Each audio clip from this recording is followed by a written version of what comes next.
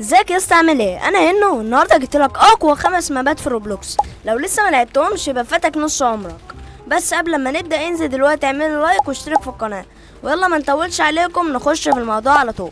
مبدئيا كده انت ولا عملت لايك ولا اشتراك، بس مش مشكله. خش على اول ماب الا وهي جروء جاردن. فكره الماب ديت ان انت بتبقى مزارع وبيبقى عندك مزرعه وانت بتحاول تكبرها واحده واحده، بس كده. وهي فعلا الماب دي مشهوره وكلنا عارفينها يعني، بس قلت احطها في الفيديو عشان هي فعلا ماب حلوه. ونخش على تاني ماب الا وهي جان فايت ارينا. فكره الماب دي شبه وورزون بالظبط، بس هي نسخه روبلوكس، وهي فعلا ماب فشيخه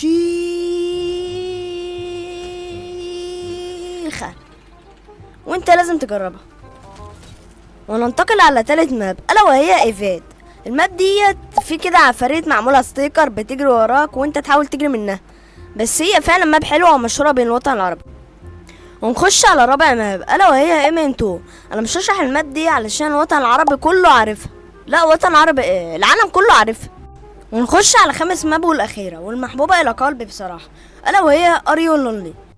فكره الماب ديت يا معلم انك تسترخي. اسمع يا ابن المتنين. والله انت حرفيا تخش الماب ديت مش بتحس بالوقت اصلا، فهي يعني احسن ماب بصراحه. وبس كده هنكون خلصنا فيديو النهارده، واتمنى انكم استفدتوا وانكم عملتوا لايك واشتراك، ويلا بيس اوت.